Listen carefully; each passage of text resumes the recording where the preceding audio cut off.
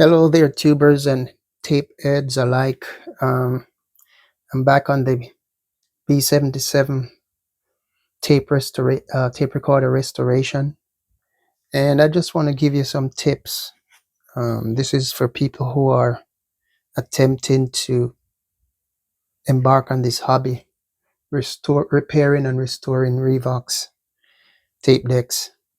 So one other thing you have to do, it's very important that you have to do this. You have to pull this thing apart, pull this switch apart. This is the speed switch. You have to pull it apart and clean it properly, because this switch here is very important part of the restoration, and you should make sure that you clean them properly, because this one here is really tarnished. I don't know if you can see that, but it's really tarnished. So I'm going to go through it with my little pencil. I have some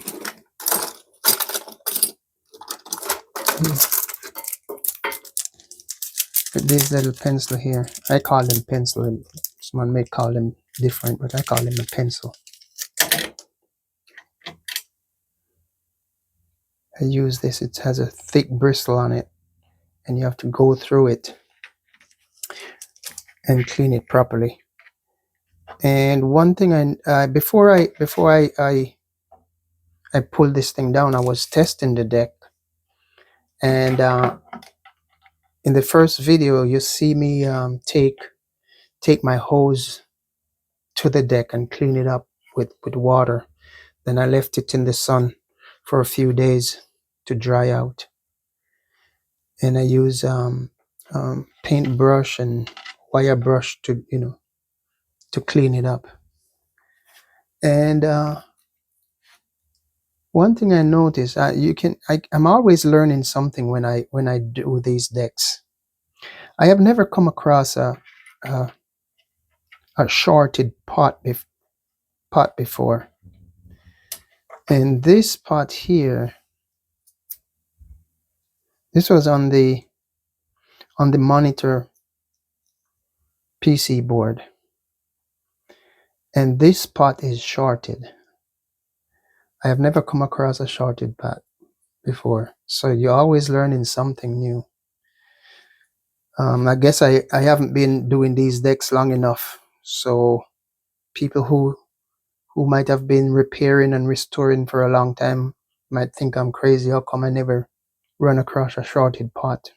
But I guess I'm still learning, so I just pass on my experience to those who are trying to do some tape deck repair. So look out for, if you can always test your pot if there's any short. Anyway, I'm going to be cleaning this thing up today, and then reassemble the deck, and finish doing the work in this. So I'll keep you up to date on this as I go along. Yeah, but this is the main board here, the interconnect board. And as you can see, I usually mark where I take things off, the colors of the wire, because I find that no matter how many times I do it, I always mark it and take pictures. You can never take too many pictures, when you do these things. And between between these connector, you have to clean there too. I usually put a piece of sandpaper and run it through these connector here to clean it out. That's how I do it. Use contact cleaner and sandpaper. So I'm not gonna do that on camera. I don't want to bore you too much in watching me do that kind of trivial stuff. Anyway, I'll catch you up later and tell you how far I progress with this deck.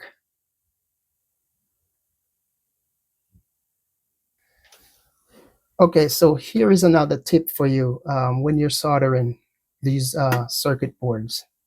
When you put components on these boards, you have to be very careful with the installation of those components, because what might happen is that you might damage the trace on the board.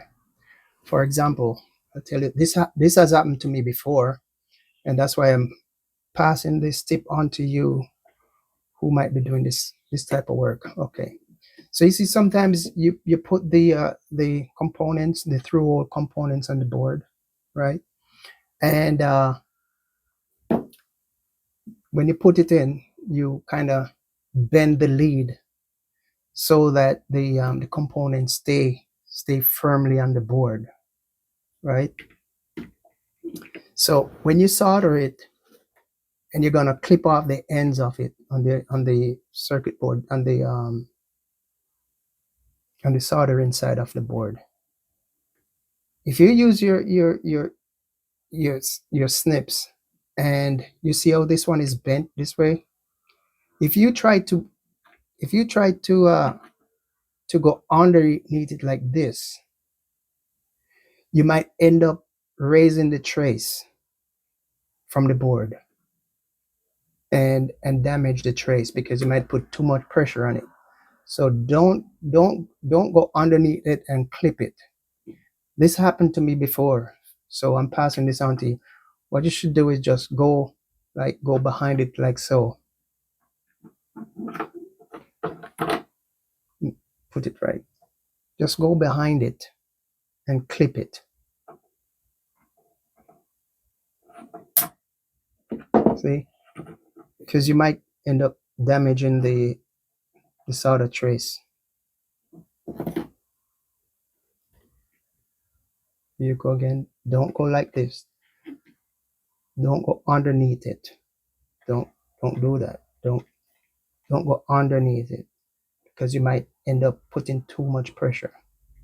So just go like from the back of it. See how it's bent? Just go from the back of it.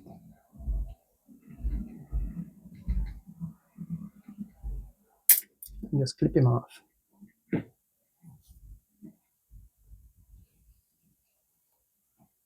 Here's another one.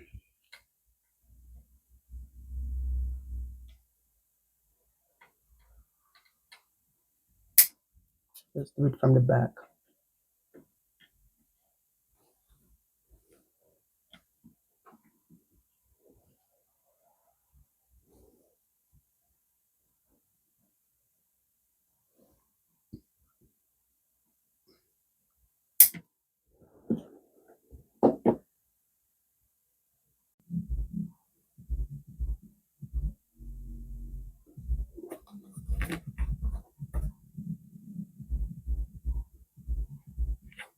And sometimes what I do is sometimes you might have to reflow the solder on each of these connection of each component, because sometimes the solder gets so old and it might crack and you don't even see it.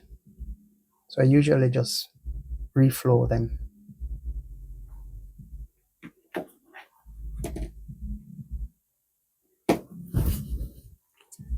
Yeah, so as much as I would like to use all Nichikan caps on this restoration, Nichikan caps are so hard to come by. I cannot find the correct values on Moza or DigiKey to do these restoration. So I'm mostly using Panasonic caps. Another thing too, another thing is the trim pots. This is the record board, and I need 6 small trim pots. They are 22K ohms, 10 millimeter trim pots. and I cannot find it anywhere. I was lucky enough to check DigiKey, and they have some from another supplier. And would you know, I had to buy at a minimum of 25 trim pots, and it costs more to ship those 25 trim pots than what it is than the cost of the trim pots. Just crazy. And guess what? On both the DigiKey and the Moza site, there is a little section near to the total of your purchase that says tariff may apply to this purchase. Yeah, so the parts have gone up due to tariff. So that's something we have to live with. Another interesting thing I found out while doing this restoration is that I found a bunch of bipolar caps on the boards. And I know that it's okay to use bipolar traps in like this, in like the signal path, and where you'd normally use coupling capacitors. But I'm thinking Revox didn't use bipolar caps on this deck originally. And my whole purpose is to restore the deck, not modifying. You know, I'm restoring, not modifying. So what I did, I went ahead and I removed all the bipolar caps I found. I have some in the garbage there, but these are just a few to show you. And so I removed the bipolar caps and put, you know, regular electrolytic caps in them, Panasonic. So I just want to keep this thing as authentic as possible, close to Revox stock as possible. So I just don't want to go modify things. And even the trim pots, I've changed them out also. And plus these ones here, I just don't like them, because sometimes I'm cleaning the deck and the wipers would just break off. You know, they would just break off. So I elected not to use any of these type of trim pots. I just put new ones in. Yeah. So right now I am waiting for the trim pots to arrive for the record amplifier. So I have to wait about 6 to 7 days before I can see these trim pots. Yes. So that's where I'm at right now. I'm just in a waiting stage on these trim pots.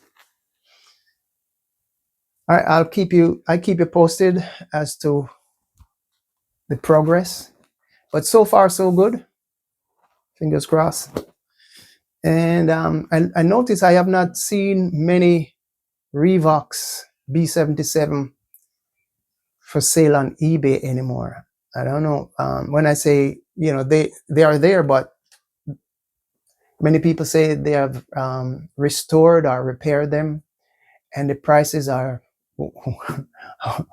out of the world, you know. So I'm still looking to see if we can find some old ones that need repair or just for parts. So we'll see. Anyway, yeah, I'll keep you posted. I'll just wait until I get the caps. Okay, so guess what? The parts arrive. So these are the trim pots. Never seen this color trim pots before. It's like a pink, reddish pink, brownish pink. I don't know. But anyway, so what I did, because I only work on Revox A77, B77, and PR99, I went ahead and I ordered some extra trim pots for those PC boards. So in this case here, I ordered a few more. I had to order like 20 of these ones, minimum order. So I'm going to use them anyway. So that's a good thing. But what I can't find are Nichicon fine gold capacitor, which I like to use when I'm doing these decks. You know, I have a few of them left from a while back, so I've been using them, but they're running out. So I've been I've been able to order only Panasonic capacitors. I can't find a supplier for Nichicon fine gold that has all the values that I need for this thing. So if you guys know of any supplier for Nichicon fine gold cap, if you're doing the Revox, just put a comment in the below in this video and let me know where you bought yours. I'd appreciate that. So now what I'm gonna do, I'm gonna uh, finish up with this board by just putting in these caps here. So 1, 2, 3, 6 of them.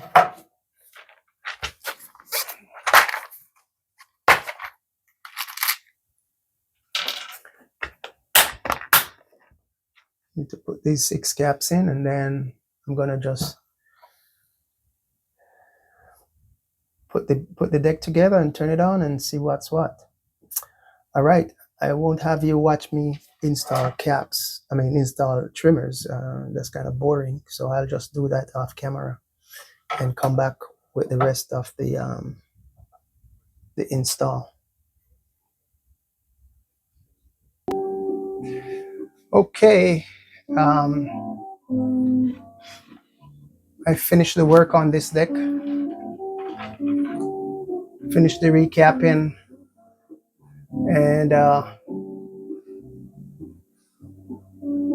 also the trim pots, which I just got yesterday. Finished all that up, and so the deck is working, and it's playing some YouTube type music now. So yeah. So what's left now is for me to do a reassemble and a calibration to see what's to make sure everything is all good. Yeah. So I'm quite happy with the restoration so far. There are a little more things to do, but you know, I'll get to those in time. Okay, thank you for watching, and see you next time. Bye.